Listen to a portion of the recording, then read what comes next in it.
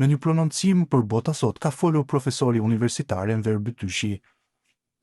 Ai thotë se Limaj ka deklaruar që është pro formimit të qeverisë, nëse mbetet deputetët e tij mirë po që e njëjta nuk po ndodh.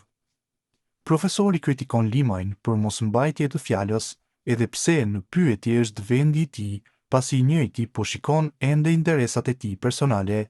Fatmir Limaj shkoi ka ata që ka në dorë formimin e qeverisë, ka vetëvendosja. Prej se përfunduan zgjedhjet e nëntëshkurtit, pra prej asaj kohe deri më sot, Fatmir Limaj ka deklaruar se nëse formimi i qeverisë Kurti 3 mbetet për deputetët e tij, ai do ta votojë atë. Por Fatmir Limaj për të 23-ën herë nuk i dha ato 3 vota të nismës për zgjedhjen e kryetarit të parlamentit, ndërkohë ne shqiptarët themin se shquhemi për bese për mbajtjen e fjalës. Ne, sidomos në politikë, jemi bërë rrëncat me më të mëdhenj nëse krahasohemi me politikanët e çdo vendi tjetër. Politikanët shqiptarë nuk kanë problem që sot të thonë po dhe nesër të thonë jo, siç thoshte Churchilli në memorandumin e tij shprëngulja e shqiptarëve të 7 marsit 37. Politikanët shqiptar nuk mund t'i blesh me pak para, jepu diçka mos shumë tise të tjerë dhe luajnë brenda orës nga fjala. Janë këta politikanë të cilët betohen në publik, sidomos në fushata elektorale, se mbaj fjalën. Pra Fatmir Limaj po dëshmon edhe kësaj radhe se nuk ka problem formimin e qeverisë dhe institucionet në Kosovë, ka problem akomodimin e tij personal në këto institucione, e kur dëgjon në ekrane televizive të shkon mendja se patriot më të madh se ai nuk ka. Në fakt po, ai duket të jetë patriot interesave të tij personale. Logjikisht Ramush Haradinaj duhet që të revoltohej me qëndrimet e Fatmir Limajt, sepse AK-ja e pranoi në koalicion dhe me drejt dhite veta Fatmiri ja mori gati gjysmën e deputetëve Ramushit, e la pa grup parlamentar. Pra, sa plotsoi oreksin e tij politik zgjedhor, Fatmiri shkoi ka ata që kanë në dorë formimin e qeverisë, ka vetëvendosja.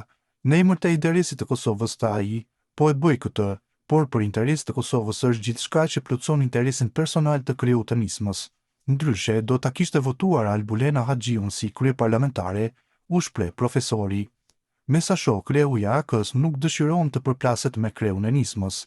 Duke vazhduar bisedën, profesori përqendrohet tek deklaratat e Haradinajt. Ai thotë se Haradinaj nuk dëshiron të përplaset me Limajn, mirë po që nuk e ka harruar tradhtinë e tij. Gjithashtu profesori pret që Limaj në fund të ditës të jetë pro formimit të institucioneve të Kosovës dhe të mos bëjë lëvizje të gabuara.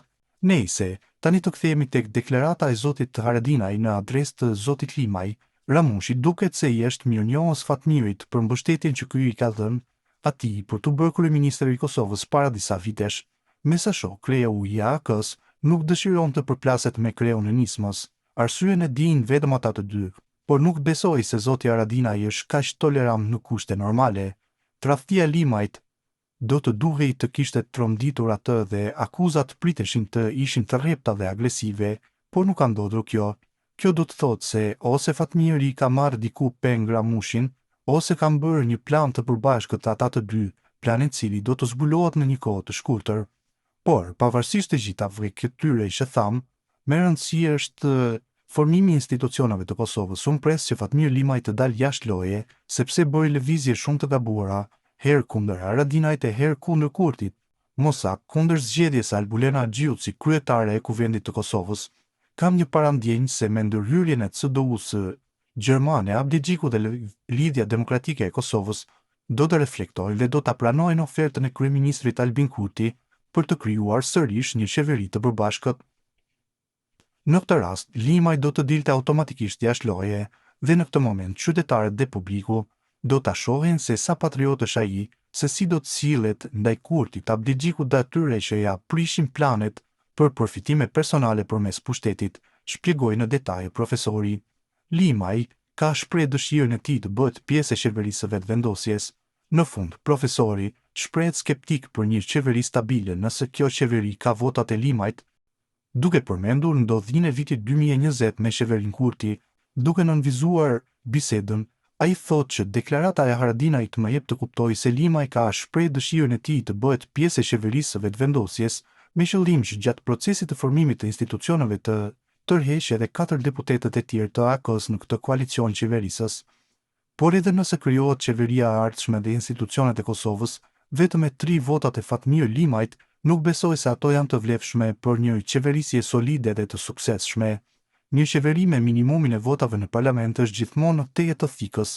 Sigurisht që qeverit rrëzohen edhe kur kanë vota të bollshme të legjitimuara në parlament, siç edhe ndodhi në vitin 2020 me qeverinë Kurti 1, ku Lidia Demokratike u toroq nga koalicioni qeveritar, por një marrëveshje me një parti që siguron shumicën kushtetuese, sa kohë qeverisë është e suksesshme dhe nuk ka frikë dilema në vendimarrjet e saj. Ndodh që koalicioni nuk funksionon. Qëndrueshmëria dhe suksesi janë thuajse të garantuara, ndryshe është me një koalicion, çfarë ofron Fatmir Limaj.